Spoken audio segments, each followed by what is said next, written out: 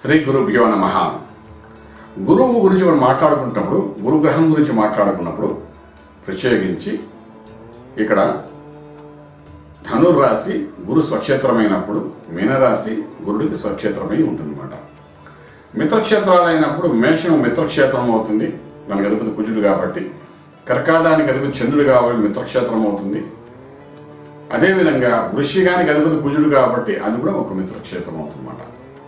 అంటే మేషము, కర్కాటకము, వృశ్చికము, ధనస్సు, మీనము అంటే ఐదు ప్రదేశాలు ఏవైతే ఉన్నాయో ఈ 5 ప్రదేశాలలోని గురువు ఉంటే ఒక మంచి ఫలితాన్ని ఇవ్వడానికి అవకాశం ఉంటుందన్నమాట.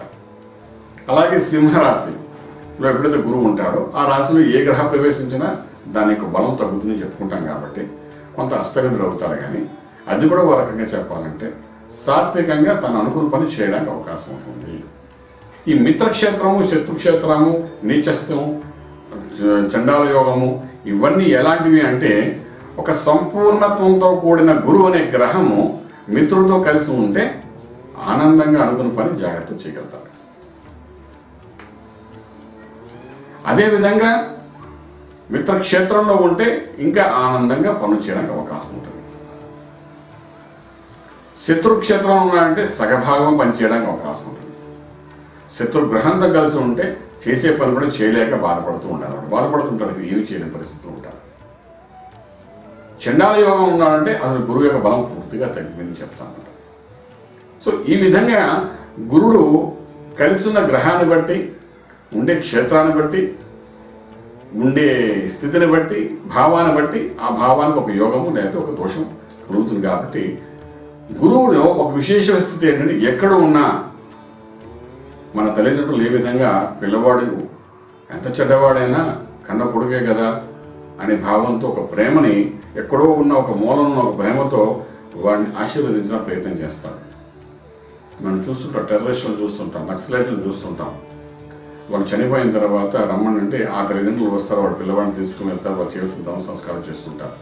అంటే ఎక్కడో చోట పీకు ప్రేమ ఉండబట్టి అవి చేసుకుంటూ వెళ్తుంటే కనబడుతుంటాం. అంటే ఏంటి, ఈ తల్లిదండ్రులకి ఏ విధంగా అయితే పిల్లల మీద ప్రేమ, ఎంత చెడ్డవాడైనా సరే ఎంత ప్రేమ ఉంటుందో అలాగా గురువు ఈ గ్రహాల వల్ల మనిషి తత్వంలో ఏమాత్రం చెడు జరుగుతున్నా కూడా దాన్ని అధిగమించి యోగంలో కూర్చోబెట్టడానికి ప్రయత్నం చేసే స్థితిని గురువు అన్నమాట చేస్తుంటాడు.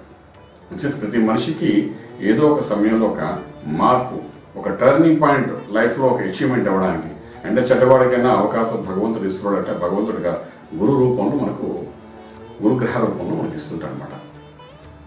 అలా ఇచ్చిన అవకాశాన్ని కానీ సద్వినియోగపరచుకుని ముందుకు వెళ్ళాలని ప్రయత్నించగలిగితే ఖచ్చితంగా రాజమార్గంలో రాజయోగం పొందగలుగుతాం. శుభం బియాదు. పూర్తి వివరాలకు సంప్రదించండి Shri Vedamata Gayatri Jyotishalayam, Brahmasri Mantha Suryanarayana Sharma, lake view apartments, 4th floor, Chitrapuri colony, Khajaguda, Delhi public school పక్కన, నానక్రామ్గూడ, హైదరాబాద్ 5,08,000. Phone number 8885599147, 8885599148, 9704447001, 9704447002.